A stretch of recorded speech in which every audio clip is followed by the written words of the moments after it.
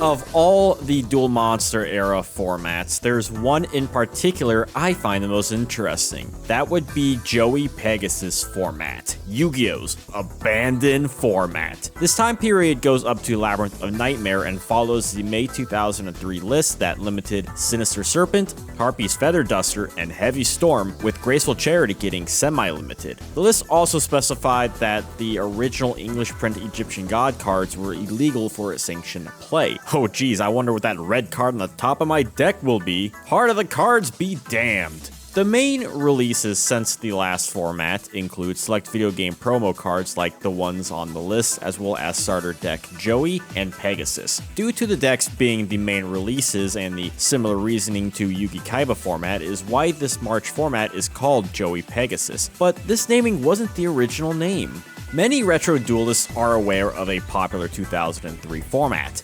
Android format. Android follows the April 2003 list. Yeah, 2 lists in the span of a month. This format is explosive with powerful beaters, game-shifting hand rips, and plenty of negation tools. The best decks from this time would be Tomato Control and Good Stuff, and while the starter decks wouldn't change the meta in terms of top decks, the cards added in general did make a significant impact. Regardless, because of the May list being the last list before Legacy of Darkness and the much different playstyle Yada Garasu introduced, for a time, duelists considered the May list as Android format rather than the April list. So let's take a look at how the new cards affected the original Android format. Hey Khalil! Pizza night! Why a pizza when you can snack on this? Oh boy, Tokyo Treat. I'd love some Tokyo Treat. Today's sponsor is Tokyo Treat. Tokyo Treat is a subscription-based Japanese snack box delivered right to your door. If you sign up using my affiliate link down below, you'll get a fantastic treat while at the same time helping me out, as I'll receive a little commission too. Bite into Japan with Tokyo Treat. This month's theme is a Sakura picnic party. We found a lot of peach and pink things. We got some peach Kit Kats. I've never seen those before. That sounds awesome. Look at those. All right, let's try some of this delicious food from Tokyo Treat. I'm excited. Today's sponsor. All right, so what do we want to start with? What are we? You know, I'm very curious to try these Ghana, the premium Ghana. Premium Ghana. You want some nice salted chocolate balls? Come on. Put them in your mouth and suck them. Okay, actually, but these smell freaking awesome. They They do. actually smell amazing. I do love it. Oh, that's really good. Oh my gosh. Straight from Ghana. Ghana, Japan. Mm. Boy, I sure love a jelly donut. Nothing beats a jelly donut. Yeah. It looks like a fig Newton. That's what I looked at it. That's what it looked like, and I was so. Plum flavor. Oh, Japanese fig Newton, man. Holy crap! This is like the best kind of fig Newton. This is actually fucking delicious. I love. Oh my this. god. Oh. This is my dinner. So good. I was kind of correct when I said rice cake. Yeah. Heck yeah. Well, you get soy sauce. Soy That- flavor. Okay, I was like, that's where the saltiness is coming from. It's like Yeah. a soy rice cake. Wow, those look like Sakura, blossom potato chips almost. Ooh. Yeah, look at that. It looks like a pork rind. Yeah, kind of. Finally, finally they made Sakura cheese that tastes like pork. Thank God, we've been asking for this. Ah, filthy Americans. Honestly, just like pork rind, but a lot less salty. Yeah, Which isn't a bad thing at all. I can eat the whole bag. Literally. We got Caprico, little ice cream cone treat. You wanna try one of these? I actually do. And there's 2 of them. All right. Heck yeah. Oh, like ice cream. Look at This is that. a Little ice cream cone. Little too much cone, need more ice cream. Oh, it smells so good though. It does. Oh, But that's the thing about this box. It really smells amazing. that's how they get you. There's more ice cream actually in the cone. Holy shit. Like honestly, I was expecting this to be just like a box of like weird imported goods. Like no, this is like quality Right. snacks. Everything actually tastes fantastic. Yeah. Like you ain't gonna find this in a Walmart. God, I hope Walmart box. Let's get that started. not. You wanna Lady and the Tramp this? Let's do it. Oh god.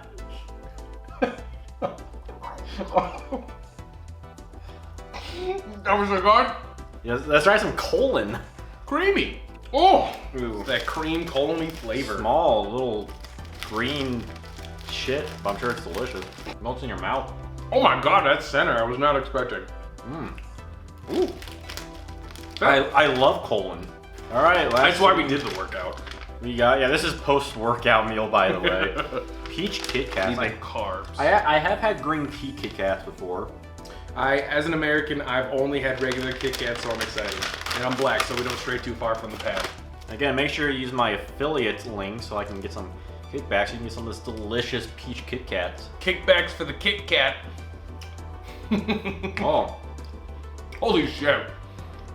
That's Like, not only the flavor, that's crazy. it's like, good like peach flavor, but it just tastes better. You know what I mean? Honestly. Tokyo Treat Box. Would recommend. Try it out, bitches. Very good. It tasted really good. And you have to get it this month. Starting with starter Deck Joey, we have Penguin Soldier. This is a flip water monster that, when flipped, can target up to 2 monsters on the field and return them to the hand. It's a solid effect for temporary removal. Sure, it doesn't destroy, however, returning 2 of your opponent's monsters back to the hand can be beneficial for board presence, or take care of an annoying monster like Janjo to turn traps back on. In addition, you can return your own monsters to reset an effect if need be, like Morphing Jar after it uses its flip effect, or Goblin Attack Force after attack so it doesn't stay in defense mode, or Penguin Soldier itself to reuse its effect too, something I love doing in Eternal Duelist Soul. Think of it as the original Grand Mole. The second card Joey's deck would introduce to the TCG would be Scapegoat. This quick play spell specials 4 weak sheep tokens to your side of the field in defense position. They can't be tributed, nor can you summon other monsters the turn you activate this, although you can normal set. The downsides would be fine because optimally you would activate Scapegoat during your opponent's turn when you wouldn't be summoning anyway, aside from a floater monster. And despite their weak stats, they can protect you from a direct attack, which is nice if you're low on life points, or dreading a Kaiku and its graveyard banishing effect. Scapegoat would become rather useful come Pharaonic Guardian and the card Metamorphosis. This card would let you use one of your Scapegoat tokens whose special summon Thousand Eyes Restrict to steal an enemy monster. The strategy would then be improved come the summer of 2005 and the battle position rule change to make Restrict even better and, by proxy, Scapegoat. Moving on to the other starter deck, Pegasus brings quite a contrast of new cards. The first of which is Toon Alligator, which doesn't have the Toon ability, which is a double-edged sword if you don't want a Toon with Toon drawbacks. It's also a level 4 normal, which in later years does make it a target for some generic searchers. Upon release, however, Toon Alligator is suboptimal to say the least. The next card would be Griffin Wing, which negates Harpy's Feather Duster and destroys your opponent's entire back row instead. When this first came out, Duster did not exist in the TCG. Thankfully, by the list, Duster did come out, so you could use Wing if you didn't have anything better to use like Solemn Judgment or Magic Jammer. Because Wing is very specific to counter a limited card, and is more known for it being a useless on-release card that was a super rare of all cards, taking away that slot away from better or more popular cards or a rarity bump like Toon World, Blue Eyes Toon Dragon, or even Sonic Bird. I suppose they wanted to make a new card look prettier, but I digress. By the way, if you want to help support the channel, consider checking out my Patreon for some extra goodies. The other new card, as well as the big card from SDP, was Graceful Charity. Draw 3 cards, then discard 2. It's a great way to dig through your deck even if you have to discard 2 cards. However, the discards can be any cards in your hand, so if you activate Charity whilst having a card or 2, then you have more leeway in your choices. And even more so if you use Thunder Dragon to get 2 Thunder Dragons for essentially a complete hand reshape. On top of that, in regards to the discards, you may not have a bad option for many cards can be used in the graveyard. Upon release, you can use this card to field the effects of Bazu the Soul Eater and Skull Lair. You can also possibly send monsters like Janjo to revive with a revival card, or send a spell to recur with Faith, mitigating some of Charity's downside.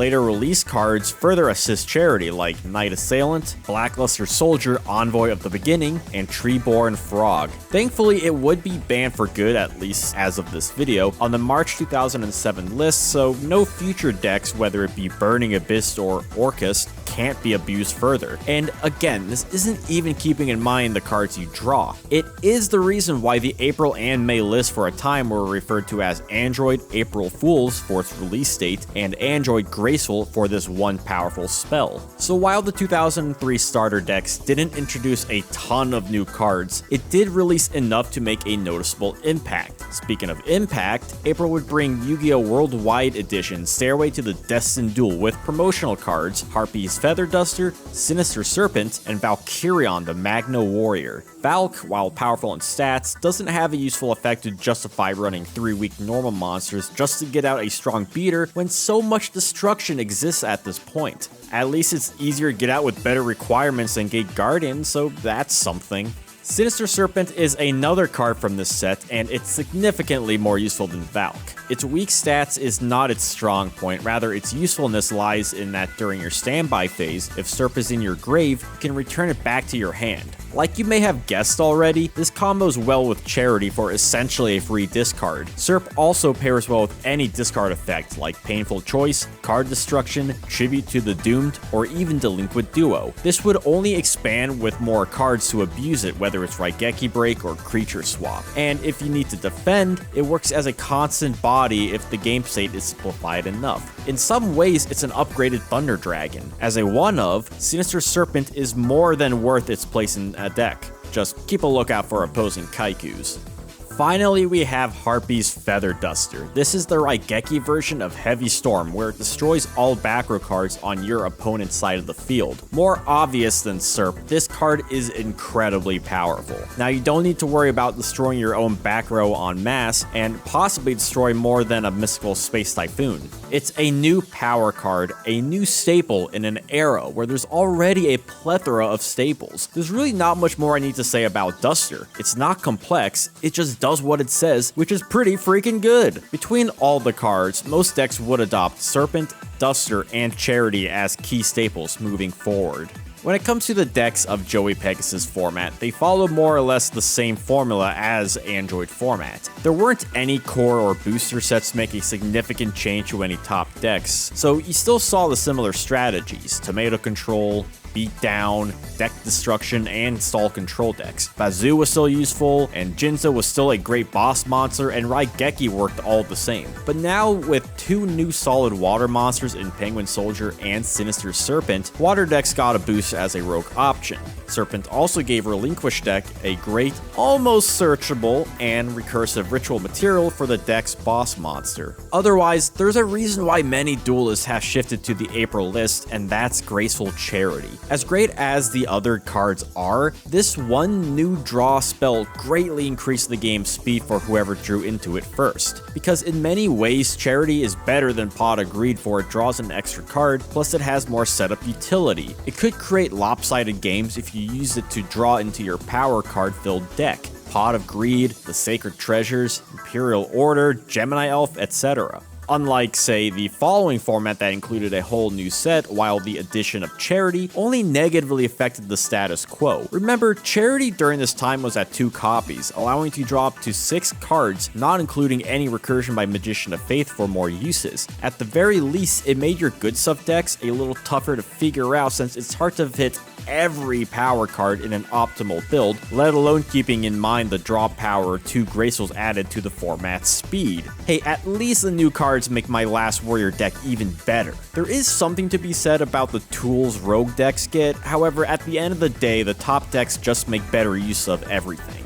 Having a format that still had a relatively same meta, just without additional power cards, and thus more fair play, was far more alluring for duelists to flock to. As such, in 2022, it was royal decreed by the retro Yu-Gi-Oh community that Android format would stop following the May list and start following the April list. Moving forward, this has simply been known as Android format, while the May list has been slowly getting known as Joey Pegasus format for the same naming convention that makes 2002's Yugi Kaiba format. Having a sort of abandoned format is an interesting case. We have seen what the meta looks like in both spring lists and what the positives and negatives for them are. At the same time, it's fascinating to take a look at how only a small group of cards was able to shift the game's power ceiling. It is arguable that, yes, less one-sided back row destruction, draw power, and recursion cards does make for a healthier game during this early 2003 period, and I'd be hard-pressed to disagree. The enjoyment of the April list is that it still has a slower pace of old school Yu-Gi-Oh! Without any terrible win conditions aside from Exodia, which wasn't particularly strong in this format without the consistency boost of Charity. The April list had a much better back and forth gameplay, which is what Yu-Gi-Oh!, at least back in the day, was all about. At the end of the day, there is something to be said about the meta impact Joey Pegasus had, the fun Duelist had in its steroid-charged Android format, and the power Yu-Gi-Oh! Can introduce without even releasing a core set. I wanted to make this video to look back at this abandoned format and what made it unique compared to the other Android format, and it's a good chance to talk about some cards you may not hear anyone talk about in the history of Yu-Gi-Oh! But what do you all think about this? Let me know and bug off!